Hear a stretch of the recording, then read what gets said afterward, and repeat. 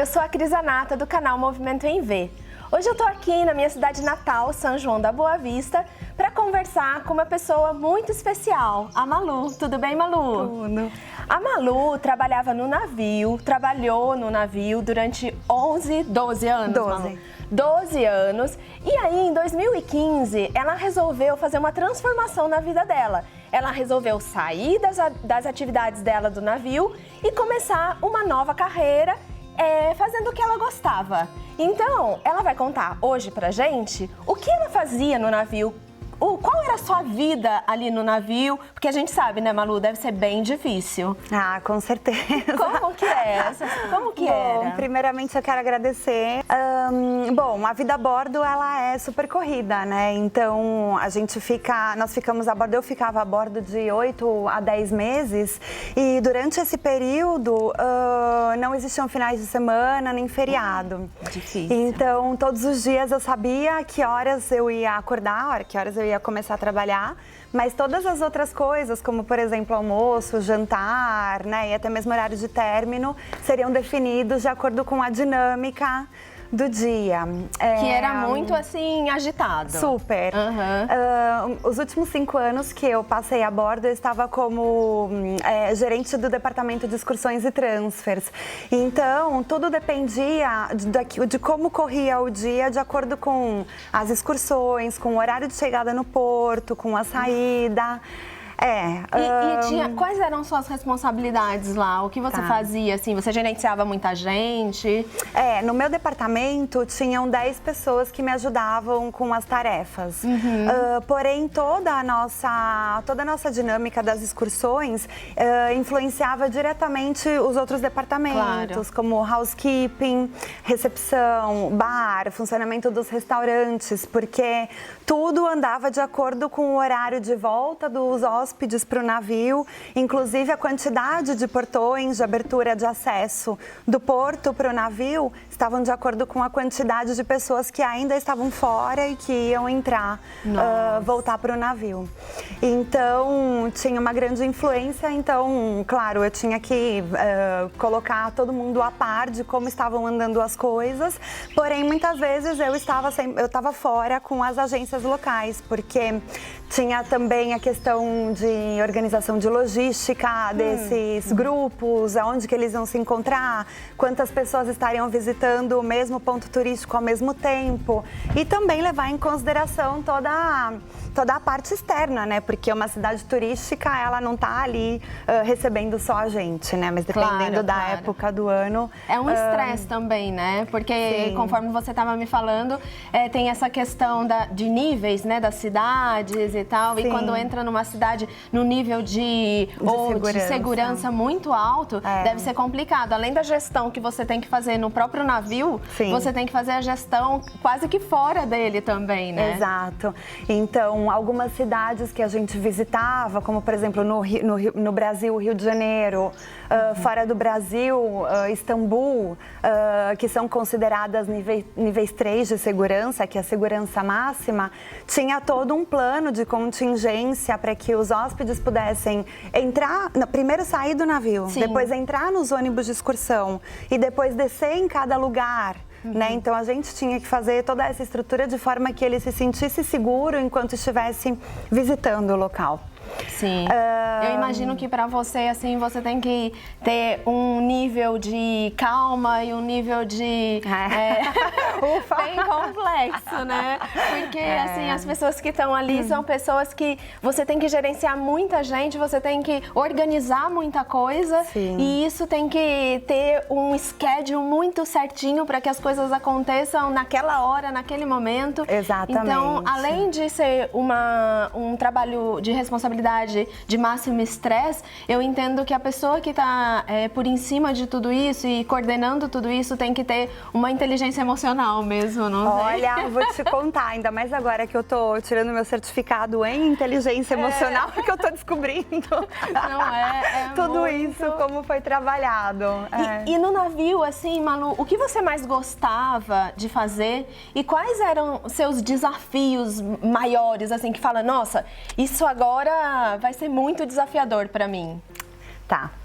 Bom, o que mais me encantava, que me fez, eu acho, né, ficar a bordo por todo esse tempo foi a questão da aventura, de estar em um navio, estar a bordo e, enfim, e contribuir e chegar a um nível de contribuição com toda essa organização, inclusive do fato do próprio hóspede, né, ele entrar no navio e se sentir seguro e você fazer com que ele realmente, de fato, esteja seguro. Lógico que eu não comecei como gerente do departamento de excursões, né? Eu tinha 23 anos, tinha acabado de me formar em turismo e hotelaria e eu comecei como trabalhando no bar, como cocktail waitress, como garçonete do bar. Sim. E eu acho que os maiores, falando dos desafios, né? Eu acho que os maiores desafios foi me manter firme diante as dificuldades que eu encontrava no dia a dia. Porque uma brasileira trabalhando em um navio de companhia italiana, enfim, eu tive que buscar muitas formas para conseguir me sobressair e conseguir, né, conseguir chegar a um nível que era muito difícil na época, né? Claro. Principalmente porque existia uma preferência, né, com relação aos europeus, aos italianos, que eram madrelíngua, italiana, etc. Então, eu acho que foi a persistência.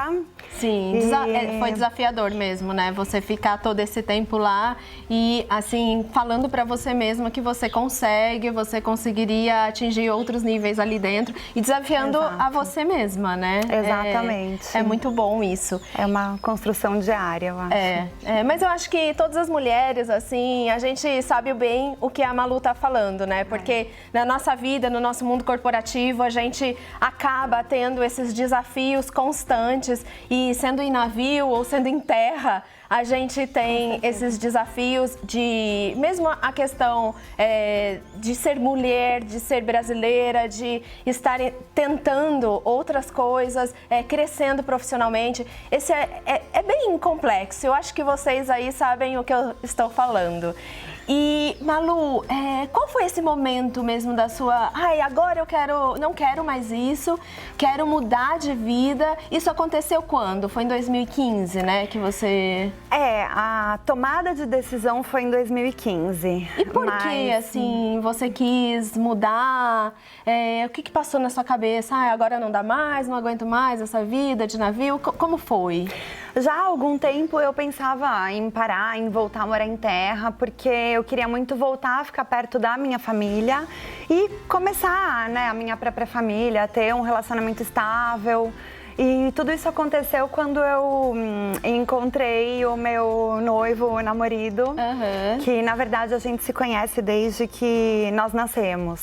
E, bom, na adolescência a gente teve até um namorico, tudo, mas a gente voltou a se encontrar em 2014 e durante um período de férias que eu tava aqui no Brasil. E a gente começou a namorar tudo e eu, né, falei pra ele que eu gostaria de parar, tal. Mas eu ainda fiz um último contrato, ainda fiquei, acho que foram 9 meses a bordo. E, bom, acho que eu trabalhei muito isso, eu mentalizei muito isso. E como você mentalizava isso? Conta pra gente, porque elas querem saber também, né, meninas? Eu acho que essa mudança, essa mentalidade, assim, de que eu podia conseguir as coisas que eu realmente almejava começaram quando eu comecei a ler um livro que ele se chama Mensagens de Maria para a Família. Maria Nossa Senhora mesmo, né? A mãe de Jesus. E ela fala muito sobre essa questão de ouvir essa voz, uma vozinha interna, né? Que muitas vezes a gente considera como um sonho, algo inatingível, alguma coisa que, é um sonho, mas é alguma coisa que está muito além das minhas possibilidades. E nesse livro ela trabalha muito essa consciência de que nós podemos. E o fato de mentalizarmos aquilo que nós queremos, muitas vezes a gente não sabe como isso vai acontecer, nem quando, nem de qual forma, porque eu acho que a gente busca muito, mas como que eu vou fazer isso acontecer? Sim. Como que eu vou fazer? E a ferramenta que eu usei foi o quadro dos desejos. Então, eu pegava a revista, recortava coisas que estavam de acordo com momentos de felicidade, coisas que eu gostaria de conquistar na minha vida, e eu colei numa cartolina e eu tinha isso no meu quarto, do lado da minha cama.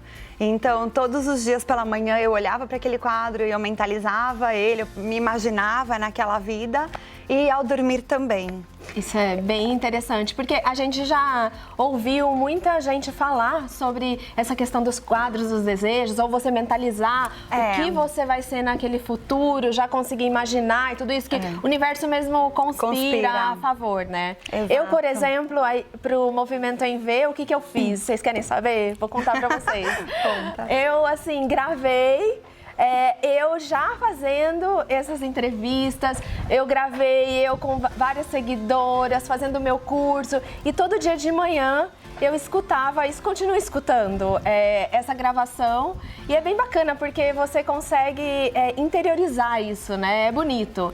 E eu acho que vale a pena fazer alguma coisa assim que vocês mentalizem e consigam sentir essa transformação mesmo. Essa ideia eu achei demais de gravar, eu nunca tinha pensado nisso. Eu vou... super legal. Acho que eu vou aderir a essa ferramenta. Malu, muito obrigada. Essa é a primeira parte da nossa entrevista com a Malu. Semana que vem tem a parte 2. E aí a gente volta com vocês com mais novidades sobre essa história da Malu, ok? Meninas, Movimento em V, acelerando a sua transformação. Beijos. Obrigada, Malu. Obrigada, Cris.